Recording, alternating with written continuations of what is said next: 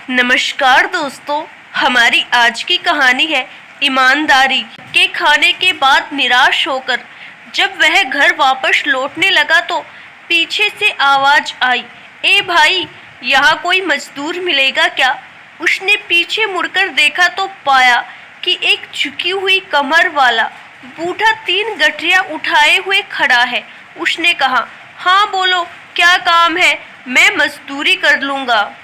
मैं ही मजदूरी कर लूँगा, मुझे रामगढ़ जाना है। 2 गठरियाँ मैं उठा लूँगा, पर मेरी तीसरी गठरी भारी है। इस गठरी को तुम रामगढ़ पहुँचा दो, मैं तुम्हें 2 रुपये दूँगा। बोलो, काम मंजूर है? ठीक है, चलो।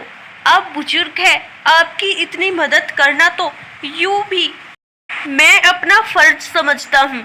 इतना कहते हुए गठरी उठाकर अपने सर पर रख ली, किंतु गठरी रखते ही उसे इसके भारीपन का एहसास हुआ। उसने बूढ़े से कहा, ये गठरी तो काफी भारी लगती है। हाँ, इसमें 1-1 रुपए के सिक्के हैं, बूढ़े ने लगभग फुसफुसाते हुए कहा। उसने सुना तो सोचा, होंगे, मुझे क्या, मुझे तो अपनी मजदूरी से मतलब है। ये सिक्के भला कितने दिन चलेंगे? तभी उसने देखा कि बूढ़ा उस पर नजर रखे हुए है। उसने सोचा कि ये बूढ़ा जरूर ये सोच रहा होगा, कहीं ये भाग तो नहीं जाएगा। पर मैं तो ऐसी बेईमानी और चोरी करने में विश्वास नहीं करता। मैं सिक्कों के लालच में फंसकर किसी के साथ बेईमानी नहीं करूँगा। चलते चलते आगे एक नदी आ गई। वह तो नदी पार करने के लिए झट से पानी में उतर गया, पर बूढ़ा नदी के किनारे खड़े रहा। उसने बूढ़े की ओर देखते हुए पूछा, क्या हुआ? आखिर रुक क्यों गए? बूढ़ा आदमी हूँ, मेरी कमर ऊपर से झुकी हुई है, 2-2 गठरियों का बोझ नहीं उठा सकता, कहीं मैं नदी में डूब ही न जाऊं। तुम 1 गठरी और उठा लो, मजदूरी की चिंता न करना, मैं तुम्हें 1 रुपया और दे दूंगा। ठीक है, लाओ, पर इसे लेकर कहीं तुम भाग तो नहीं जाओगे? क्यों भला, मैं क्यों भागने लगा? भाई, आजकल किसी का क्या भरोसा। फिर इसमें चांदी के सिक्के जो हैं, मैं आपको ऐसा चोर बेईमान दिखता हूँ क्या? बेफिक्र रहे, मैं चांदी के सिक्कों के लालच में किसी को धोखा देने वालों में नहीं हूँ। लाइए, ये गठरी मुझे दे दीजिए। दूसरी गठरी उठाकर उसने नदी पार कर ली। चांदी के सिक्कों का लालच भी उसे डिगा नहीं पाया। थोड़ी दूर आगे चलने के बाद सामने पहाड़ी आ गई। वह धीरे धीरे पहाड़ी पर चढ़ने लगा, पर बूढ़ा अभी तक नीचे ही रुका हुआ था। उसने कहा, आइए ना, फिर से रुक क्यों गए? बूढ़ा आदमी हूँ, ठीक से चल तो पाता नहीं हूँ, ऊपर से कमर पर 1 गठरी का बोझ और उसके भी ऊपर पहाड़ की दुर्गम चढ़ाई।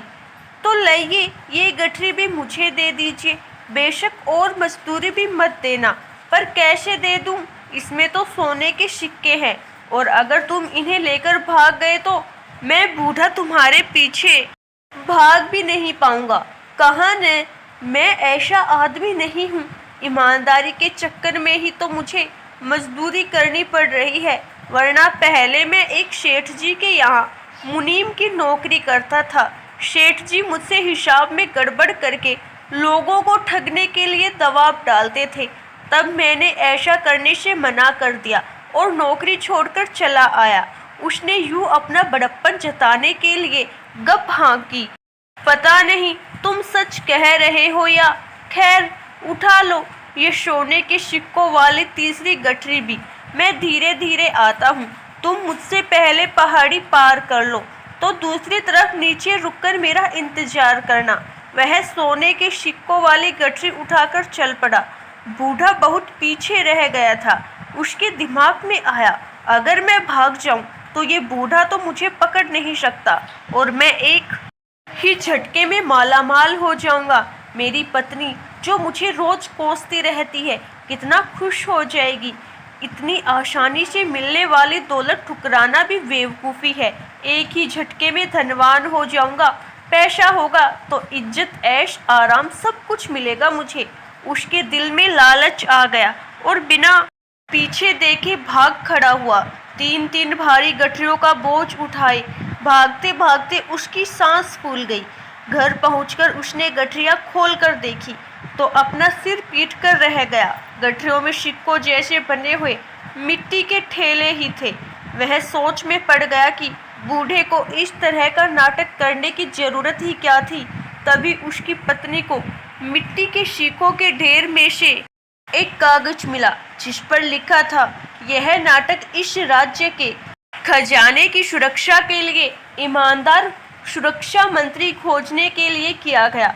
परीक्षा लेने वाला बूढ़ा और कोई नहीं, स्वयं महाराज ही थे। अगर तुम भाग न निकलते तो तुम्हें मंत्री पद और मान सम्मान सभी कुछ मिलता। पर तो दोस्तों, इस कहानी से हमें यह सीख मिलती है कि हम सभी को सचेत रहना चाहिए। न जाने जीवन देवता कब हमसे किसकी परीक्षा ले ले। प्रलोभनों में न डिगकर सिद्धांतों को पकड़े रहने में ही दूरदर्शिता है। आशा करती हूँ दोस्तों, आपको हमारी आज की कहानी जरूर पसंद आई होगी।